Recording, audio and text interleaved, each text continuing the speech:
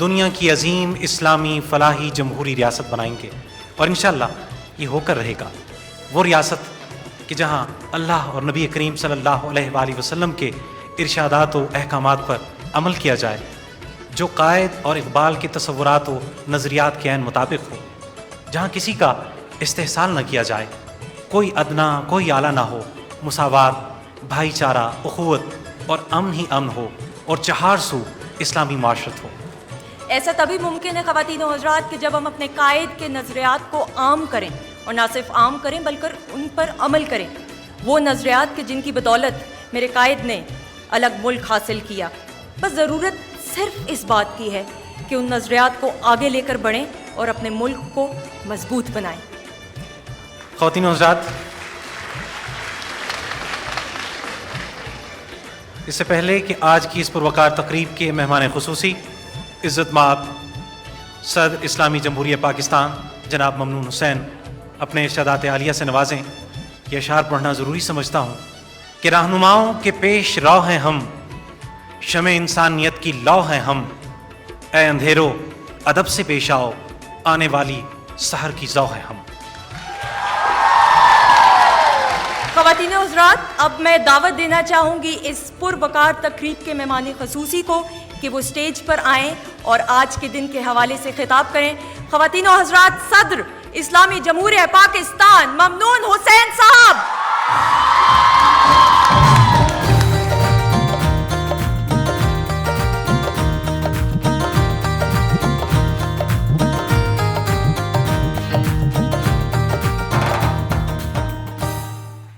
بسم اللہ الرحمن الرحیم۔ خواتین و حضرات اور میرے عزیز بچوں، السلام علیکم۔ آج ہم اس عظیم دن کی یاد بنانے کے لیے یہاں جمع ہوئے ہیں کہ جس دن مسلمانوں نے بر صغیر نے 23 مارچ 1940 کو قرارداد پاکستان منظور کی تھی، اور یہ طے کیا تھا کہ ہم اپنے لیے ایک علیحدہ مملکت تشکیل دیں گے، اس بات کو مد نظر رکھتے ہوئے کہ ہندوستان ایک دو قومی ملک ہے اور یہاں دو قومیں رہتی ہیں، ہندو اور مسلمان، جن کی اکثریت ہے۔ اس بنیاد پہ قائد اعظم کی قیادت میں جو قرارداد پاکستان 23 مارچ 1940 کو منظور کی گئی تھی، آج ہم اس کی یادگار منا رہے ہیں، اور میں تمام بچوں کو جنہوں نے ابھی تک اس پروگرام میں حصہ لیا ان کو خراج تحسین پیش کرتا ہوں ان کے پرفارمنس کو، کہ انہوں نے ابھی تک جو پروگرام بھی پیش کیے وہ اس بات کا مظہر تھے کہ یہ پاکستانی بچے ہیں جو جانتے ہیں کہ پاکستان کیا ہے، جو یہ بات جانتے ہیں کہ پاکستان بر صغیر کے مسلمانوں نے قائد اعظم کی قیادت میں ایک جمہوری جدوجہد کے ذریعے اور بے انتہا قربانیاں دینے کے بعد یہ ملک حاصل کیا تھا۔ مجھے بڑی خوشی ہے کہ تمام بچوں نے بہت ہی جذبے اور خوش اسلوبی کے ساتھ اپنا اپنا کردار نبھایا۔ بڑے اچھے نغمے پیش کیے گئے، بڑے اچھے ٹیبلوز تھے، بہت ہی دلچسپ اور مزیدار قسم کے پرفارمنس ہم نے ابھی دیکھے۔ میں توقع کرتا ہوں کہ آئندہ بھی یہ سب بچے اسی طرح سے پاکستان کے جذبہ ایمانی کو اپنے پروگرام سے، اپنے جذبوں سے ابھارتے رہیں گے، اور انشاءاللہ آگے جا کر یہی بچے لیاقت علی خاں بنیں گے، کچھ سردار عبدالرب نشتر بنیں گے، کچھ خواجہ ناظم الدین بنیں گے، کچھ اور دوسرے جو ہمارے اکابرین ہیں ان کی صلاحیتوں کو حاصل کر کے پاکستان کو آگے بڑھائیں گے۔ عزیز بچوں، یہ پاکستان جو ہے، جیسا کہ میں نے ابھی کہا کہ بڑی جدوجہد اور قربانیوں کے بعد بنا ہے، اور قائد اعظم نے بڑے یقین کے ساتھ ہمیشہ یہ تلقین کی کہ اس ملک کی بقا اور اس ملک کی ترقی اور خوشحالی کا راز جمہوریت میں مضمر ہے۔ ہم نے جمہوریت کے علم کو بلند رکھنا ہے اور ہمیشہ جمہوری طور طریقوں کو اپنانا ہے، اور جمہوریت کو فروغ دینے سے ہی یہ ملک انشاءاللہ ترقی کرے گا۔ تو سب سے پہلا سبق تو میں بچوں کو یہ دینا چاہتا ہوں کہ ہمیشہ جمہوریت کے علم کو پکڑ کے آگے بڑھیں، تو انشاءاللہ کامیابیاں ان کا مقدر بنیں گی۔ دوسری بات یہ ہے کہ قائد اعظم کی جو تعلیمات ہیں، قائد اعظم نے ہمیشہ اس بات کی تلقین کی، اور اکثر وہ یہ بات کہتے تھے کہ ہمارا کام یہ ہے کہ ہم کام کام اور کام، یعنی اپنے ملک کی ترقی اور خوشحالی کے لیے ہمیشہ کام کرتے رہنا۔ یہ قائد اعظم کی تلقین تھی، اس کو ہمیشہ بچوں کو یاد رکھنا چاہیے۔ میں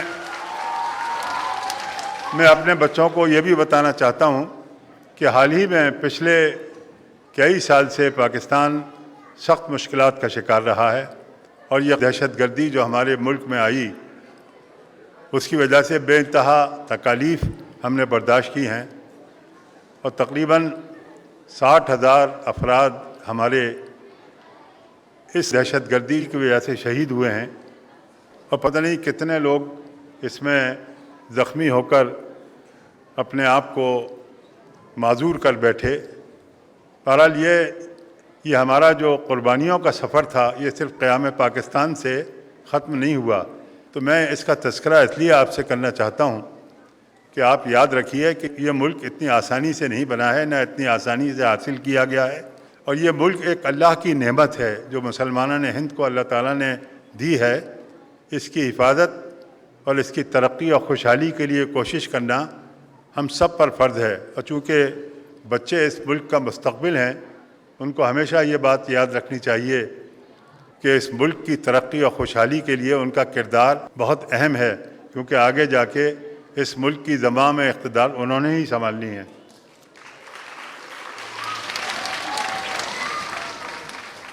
میں آپ سب کو یہ بھی بتانا چاہتا ہوں کہ ہندوستان کے ساتھ ہم نے ہمیشہ یہ کوشش کی ہے کہ ہماری ان سے دوستی رہے، اس لیے کہ وہ ہمارے نیکسٹ ڈور نیبر ہیں، اور پڑوسیوں کے ساتھ ہمیشہ مل جل کے رہنے کا اسلام سبق دیتا ہے۔ ہم نے ہمیشہ اس کی کوشش کی ہے، لیکن بدقسمتی سے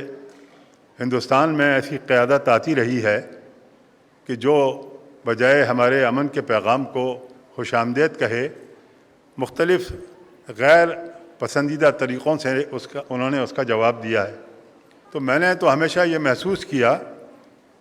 کہ ہندوستان میں ایک بہت بڑی تعداد ایسے لوگوں کی موجود ہے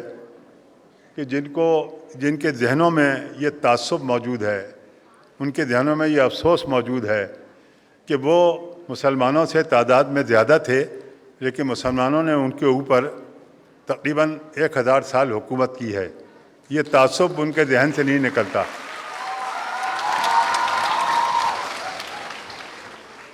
اس کا اظہار اس وقت بڑا بیان طور پہ سامنے آیا جب ہندوستان نے ریشہ دوانیاں کر کے، اور جو علیحدگی پسند مشرقی پاکستان کے لوگ تھے ان کے ساتھ مل کے ہمارا ایک بازو ہم سے جدا کیا، یعنی مشرقی پاکستان کو ہم سے جدا کیا۔ بڑی سازشیں کی ہندوستان نے۔ تو اس وقت جب مشرقی پاکستان ہم سے علیحدہ ہوا اور بنگلہ دیش بنا، تو یہ جو جذبہ ان کے ذہنوں میں رہتا ہے، جو تعصب ہندوستان کے بہت سارے شہریوں کے ذہن میں رہتا ہے، وہ ابھر کے سامنے آیا جب اندرا گاندھی نے اپنی تقریر میں یہ بات کی کہ ہم نے اپنی 1000 سالہ تاریخ کا بدلہ لے لیا ہے۔ اندرا گاندھی کا یہ بیان کہ ہم نے 1000 سالہ تاریخ کا بدلہ لے لیا اور ہم نے 2 قومی نظریے کو خلیج بنگال میں غرق کر دیا، یہ اندرا گاندھی نے کہا تھا۔ تو میں اپنے بچوں کو امن کے راستے سے ہٹانا نہیں چاہتا۔ وہ ہمیشہ امن جسے کہتے ہیں نا، اس پر ہمیشہ اس فلسفے پہ قائم رہیں، لیکن یہ یاد رکھیں کہ ہندوستان کی ایک بہت بڑی آبادی ہے کہ جو اس تعصب کو، اس خیال کو کہ مسلمانوں نے ان پر 1000 سالہ جو حکومت کی ہے وہ صحیح نہیں تھی، یہ ابھی تک نکال نہیں سکے ہیں، تو ہمیں ان سے ہوشیار رہنا چاہیے۔ اس کے علاوہ ہمارے بہت سے دشمن، ہمارے اور جو پڑوسی ہیں جیسے افغانستان ہے، ان کے ساتھ بھی ہمیشہ ہمارے ساتھ لڑانے کی کوشش کرتے رہتے ہیں۔ تو میں چاہتا ہوں کہ ابھی سے ہمارے نوجوانوں اور بچوں کو یہ پتہ رہے کہ کون ہمارے دوست ہیں اور کون ہمارے دشمن ہیں، یا کون ہمارے لیے برا سوچتے ہیں، کون ہمارے لیے اچھا سوچتے ہیں۔ اور یہ کہ ہم نے اپنے ذہن میں یہ رکھنا ہے ہمیشہ کہ یہ وقت ایسا اب آ گیا ہے کہ مسلمانوں کو اپنے اندر بے انتہا اتحاد اور اتفاق پیدا کرنا چاہیے۔ نہ صرف ہم آپس میں اتحاد اور اتفاق پیدا کریں، بلکہ دنیا کے تمام مسلمان ممالک کو اس بات کا احساس ہونا چاہیے کہ اب اگر مسلمانوں کو اس دنیا میں امن و سکون اور عزت کے ساتھ رہنا ہے تو ان کو آپس میں اپنے اتحاد کو بڑھانا ہوگا۔ اس کی وجہ یہ ہے کہ ایسے واقعات دنیا کے مختلف حصوں میں ہو رہے ہیں کہ جس میں مسلمانوں کو نقصان پہنچانے کی بڑی منظم قسم کی کوششیں کی جا رہی ہیں۔ تو میں اپنے بچوں کے ذہنوں میں ابھی سے یہ بات ڈالنا چاہتا ہوں کہ انہوں نے اس بات سے ہوشیار رہنا ہے اور کوشش کر کے، برداشت کر کے مسلمان ممالک کے ساتھ اپنے تعلقات کو ہمیشہ آگے بڑھانا ہے۔ اور یہ بھائی چارہ جس کی تلقین ہمارے پاک نبی صلی اللہ علیہ وسلم نے ہمیں کی ہے اور ہمیں یہ تعلیم دی ہے کہ دنیا کے تمام مسلمان آپس میں بھائی ہیں، اس کو ہم نے اپنے ذہن میں رکھنا ہے اور اس بھائی چارے کو نبھانا ہے۔ میں بچوں کو یہ بات بھی بتانا چاہتا ہوں، آپ اپنے آپ کو اپنے جس شعبے میں بھی آپ تعلیم حاصل کر رہے ہیں یا کر رہی ہیں، اپنی پوری توجہ سے اس تعلیم کی تکمیل کریں، اس لیے کہ آئندہ جو وقت آ رہا ہے وہ اللہ کے فضل سے بڑا خوشائند نظر آتا ہے۔ انشاءاللہ پاکستان اب ترقی اور خوشحالی کے راستے پر دوبارہ سے گامزن ہوا ہے۔ پچھلے ادوار میں کچھ تو یہ دہشت گردی کی وجہ سے اور کچھ ہمارے یہاں گورننس ٹھیک نہیں رہی، جس کی وجہ سے پاکستان پیچھے چلا گیا تھا۔ لیکن اب میں آپ کو یقین دلاتا ہوں کہ پاکستان نے اب مزید خراب نہیں ہونا، پاکستان مزید خراب نہیں ہو سکتا، اب پاکستان نے آگے جانا ہے۔ اور آپ سب اپنے آپ کو تیار کریں، اور اس کا سب سے بہتر طریقہ یہ ہے کہ نوجوان بچے اور بچیاں زیادہ سے زیادہ تعلیم حاصل کریں، اس لیے کہ یہ جو نئے امکانات پیدا ہوئے ہیں پاکستان کے لیے، آپ کی ضرورت پڑے گی۔ آپ سب کو اپنے آپ کو اس کے لیے تیار کرنا ہے۔ اور خاص طور پر ایک اور بات کہنا چاہتا ہوں کہ سائنس اور ٹیکنالوجی کی تعلیم اور آئی ٹی کی تعلیم، اس پہ ضرور زیادہ توجہ دیں، اس لیے کہ آئندہ جو دور ہے وہ سائنس اور ٹیکنالوجی اور آئی ٹی کی اہمیت کا دور ہے۔ تو اپنے آپ کو آئندہ مستقبل کے لیے تیار کیجیے۔ میں یہ بھی اپنے بچوں کو بتانا چاہتا ہوں کہ دنیا میں صلاحیتوں کے اعتبار سے آپ کسی سے کم نہیں ہیں۔ الحمدللہ پاکستان کے بچے بڑے ہوشیار، بڑے انٹیلیجنٹ ہیں اور بڑی جلدی باتوں کو سیکھتے ہیں، بڑے جلدی علم کی طرف متوجہ ہوتے ہیں اور سیکھتے ہیں۔ یہ ہم سب کو کوشش کرنی ہے کہ وہ بچے جو غربت کی وجہ سے تعلیم حاصل نہیں کر سکے ہیں ابھی تک، ہم نے ان سب کو تعلیم کے زیور سے آراستہ کرنا ہے اور ایسے حالات پیدا کرنے ہیں کہ ہمارے یہاں ہر بچہ جو ہے وہ تعلیم کے زیور سے آراستہ ہو، تعلیم حاصل کر سکے اور کوئی بھی بچہ تعلیم سے محروم نہ رہے۔ اس کے لیے محنت کرنے کی ضرورت ہے، قائد اعظم کے اقوال کو اپنانے کی ضرورت ہے، اور جس کی جو ذمہ داری ہے وہ پوری کرے، انشاءاللہ پاکستان آگے جاتا جائے گا۔ اور یہ جو دن ہم مناتے ہیں، جیسے آج 23 مارچ کا دن منانے کے لیے ہم یہاں جمع ہوئے، اس کا مقصد ہی یہی ہوتا ہے کہ ہم اپنے اس یقین کو اور مضبوط کریں کہ ہم نے پاکستان کو آگے لے جانا ہے۔ اچھا، اب بہت سے لوگ خواہ مخواہ کی غلط فہمیاں پھیلاتے ہیں۔ مثال کے طور پہ جو ذرا سمجھدار بچے ہیں ان کو یاد ہوگا کہ کچھ لوگ یہ کہتے رہے ہیں کہ جناب یہ سی پیک کا جو منصوبہ ہے اس میں ویسٹرن روٹ کو تبدیل کیا گیا ہے۔ میں آپ کو یقین دلاتا ہوں، اس کی جو پہلے MOU سائن ہوئے تھے، میں وہاں موجود تھا بیجنگ میں جب یہ سائن ہوا، تو یہ ضرور تھا کہ پہلے آپشنز موجود تھے کہ ہم سی پیک میں اس راستے سے آگے بڑھیں یا اس راستے سے آگے بڑھیں یا اس راستے سے آگے بڑھیں، لیکن بعد میں یہ طے کیا گیا کہ جو انفراسٹرکچر موجود ہے، جو پہلے سے سڑکیں موجود ہیں، جو پہلے سے آسانیاں موجود ہیں، تو ان کو استعمال میں لانے کے لیے ایک مخصوص راستے کا تعین کیا گیا کہ ہم ایسے جائیں گے، پھر ایسے جائیں گے، پھر ایسے جائیں گے۔ لیکن ایک مرتبہ جو فیصلہ ہو گیا ہے، جو آخر میں جس پر سائن ہوا، میں آپ کو یقین دلاتا ہوں کہ اس کے بعد 1 انچ کی بھی تبدیلی نہیں کی گئی ہے۔ یہ جو لوگ کہتے ہیں تبدیل کر دیا، بیکار غلط بات کرتے ہیں، کوئی تبدیلی نہیں کی ہے۔ تو میں اس لیے اپنے بچوں کو یہ بتانا چاہتا ہوں کہ بعض لوگ غلط بیانی کرتے ہیں، غلط اسٹیٹمنٹ دیتے ہیں، نہ جو غلط بیانی کرتے ہیں نہ ان کی طرف دھیان دیجئے، جو غلط اسٹیٹمنٹ دیتے ہیں ان کو بھی نظر انداز کر دیجئے، صرف پاکستان کی ترقی پہ اپنی توجہ مرکوز رکھیے۔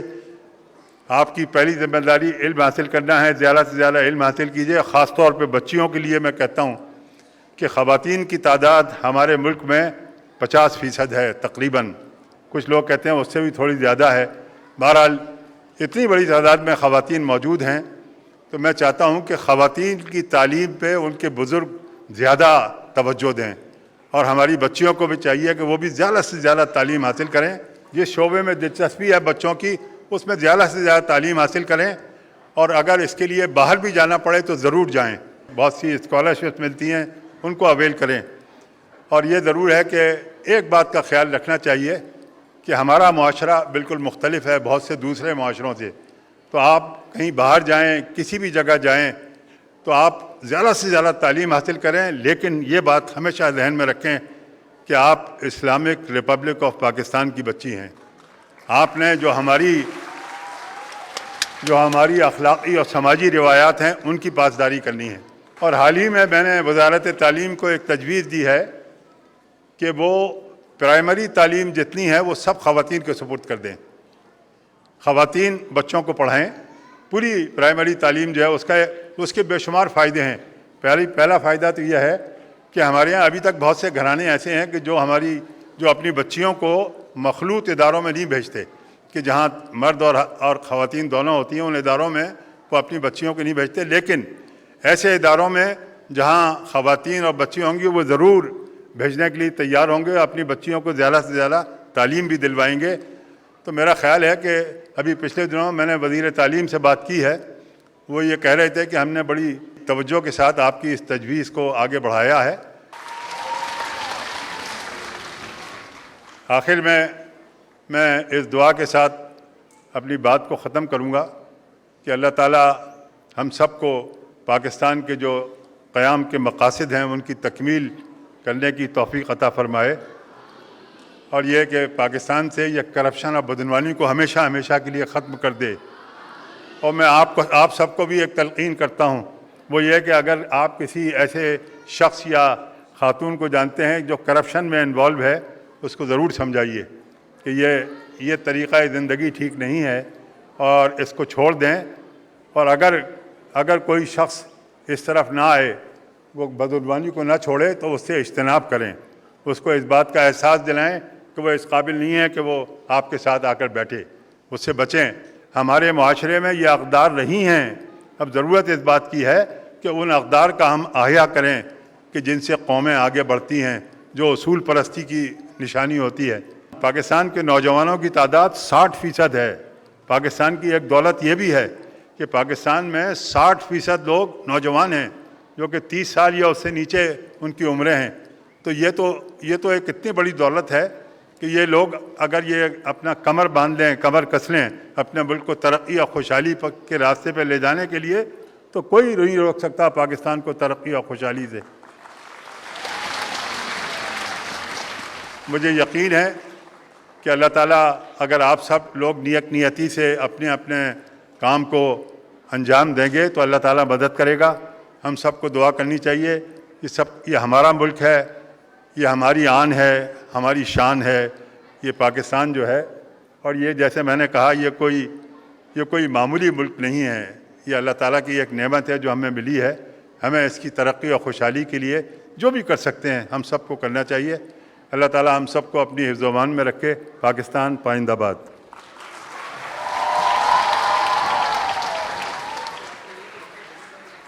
بے شکریہ صدر